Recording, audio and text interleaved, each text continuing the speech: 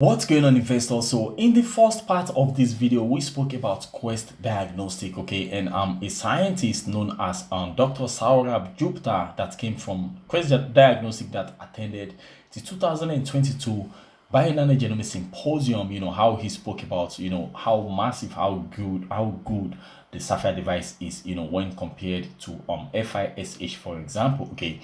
Now, in this video, we are going to talk about MD Anderson Cancer Center, the second, one of the largest cancer centers in the world that I believe they are presently piloting the Sapphire device. And once they adopt the device massively, and of course, in the third part of this video, which of course is going to be available to only the channel member, I'm going to talk about when I believe they are going to adopt the Sapphire device massively, when I believe Bngo stock price is going to rally. Okay, I'm going to be sharing those details in that video. So if you want to watch the third part, you need to become a member of the channel. It costs about 99 cents per month. So that video, I'm going to go deep into Bngo in a nutshell when I believe the stock price is going to rally. Of course, I've been making videos since last year and I follow the macro and microeconomic news. I can tell you guys what is going on right now, and when I put all those things together with my understanding of Bionano Genomics,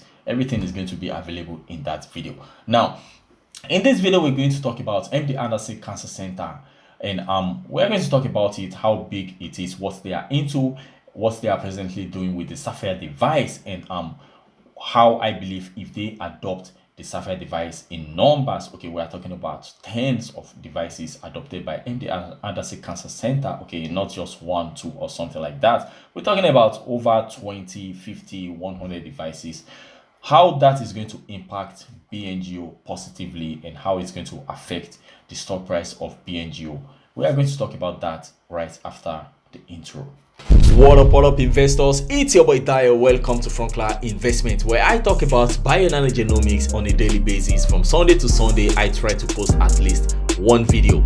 If you would love to learn more about Bionano Genomics, this channel is for you, okay? Feel free to subscribe to this channel, join other members of Bionano Genomics, those that are also invested in this company, and come here on a daily basis to learn more about their investment in this company. Whatever I show you in this video is just for educational purpose only. The financial market is a very dangerous place and you can lose a lot of money. Always do your own due diligence. Don't sue me, bro. Let's get to it.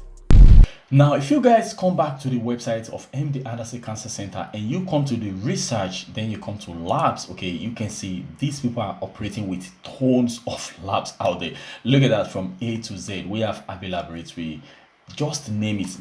They have all sort of laboratories, okay, under them right here. Look at that. These are potentially all these labs could adopt the Sapphire device. I don't know how this is going to play out, but if MD Anderson finds Bionano Genomics Sapphire device to be a very useful diagnostic tool, okay, of course the Sapphire device is right now being used for research purpose only. If they find it, if they are able to connect the device, the Sapphire device, with helping cancer patients, it means they are going to advise all these laboratories or one of these laboratories to adopt the Sapphire device massively, and then they will be sending the samples to these laboratories, or perhaps they're just going to adopt the Sapphire device in-house, and they will start to diagnose patients and analyze those samples in-house. I don't know how this is going to play out. This is not my field of expertise, but that's more or less what I believe is still coming, because right now Bionano Genomics Sapphire device is being piloted by MD Anderson Cancer Center, and we have a doctor from MD Anderson Cancer, during last month, Bngo 2022 symposium, and this is what she has to say, when she was asked some questions by the Chief Medical Officer of Bionano Genomics. So in this video that I posted last month, you just have to go to 131. That is the first question she answered, around 131. So I hope that the paper and the study that you mentioned, the audience can go ahead and even read about it. Thank you so much. Rashmi, our next question is for you. When combining OGM and NGS, what is the total percentage of MDS patients that have relevant aberrations? And what was the percentage identified by NGS alone? Thanks, Alka. I like that question. So I'll answer the second one first. So in our cohort, 95% of the cases had at least one mutation using the 81 gene panel, uh, Mm-hmm. which is kind of the expected range in a cohort of MDS. Using combined OGM and NGS, it was 100%. I guess it's Wow. kind of confirms that our diagnosis is right of MDS, right? So you expect to see some aberration or the other. And one thing I do want to add is how it's been the theme of this session the whole day is how the data is complementary. So the Right. data, for example, the additional aberrations that we found beyond targeted NGS that we used include the partial tandem duplications that is impossible to pick out using our targeted NGS panel. Right. And we found a fusion in NUC98, which was kind of unexpected. This was very interesting patient actually. No mutation, diploid karyotype, but the patient died pretty quick, transformed to AML and died very quick. And until now, we just didn't know what was the reason. You know, a diploid karyotype MDS doing that bad. But now we know it was the NUC98 fusion. Mm-hmm. So I mean, like the potential is kind of immense. Uh, the other thing I want to add to this is our NGS panel. Although it's an 81 gene panel, it's a pretty high coverage panel with a Mm-hmm. median of 3,500x, so Wow. 3,000 to 5,000.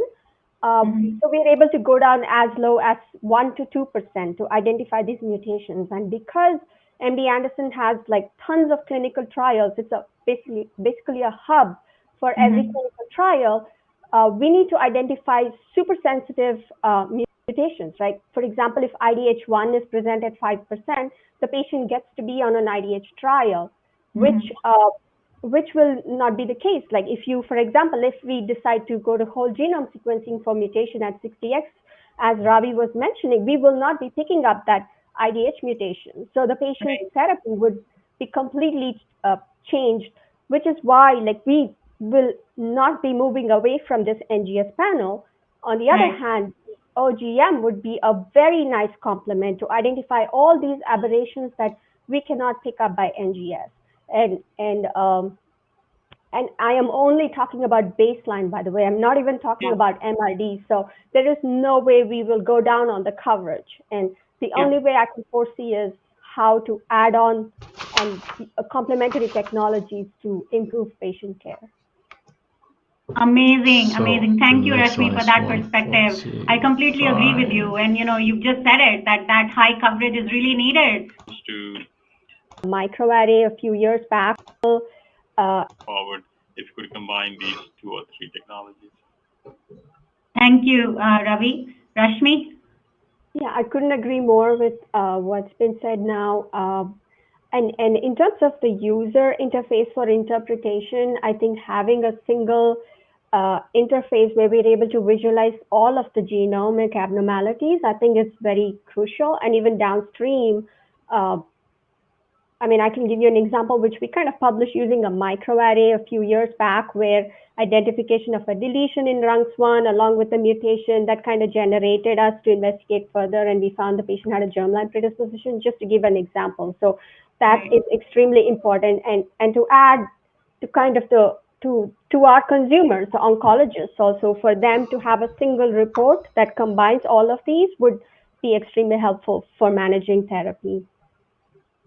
Thank you. Thank you so much, Rashmi. Then the Gordana? last one is So I 155. would say, in terms of So the first part of the question, added to Setting, take it to the AMA for CPD coding, and then put plans.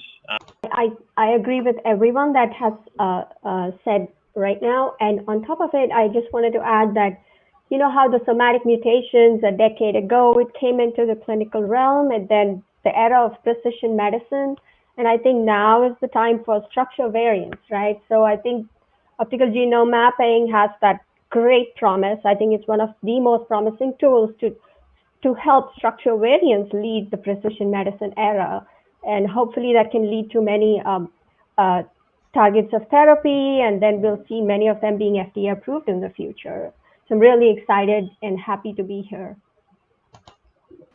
All right, guys. So you guys just heard what Dr. Rashmi has to say. That hopefully, all this research is being performed using the Saphyr device is going to lead to targeted therapy, and some of these therapy are going to be FDA approved in the future, which of course is going to make Bngo indirectly an FDA approved device. Okay, that is what Dr. Rashmi just said, and she's representing MD Anderson Cancer Center, one of the largest cancer centers in the world, okay, during the 2022 Bionano Genomics Symposium. So I think that's where we're going to end this video.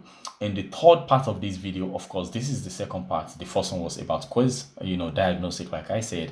This one is about MD Anderson Cancer Center, and the third part is going to be me putting everything together and trying to tell you guys when I believe the shares of Bionano Genomics is going to skyrocket, and that video is going to be for members only. So see you guys in the next video. I remain your boy Dayo. This is Frunkla. Ciao, ciao.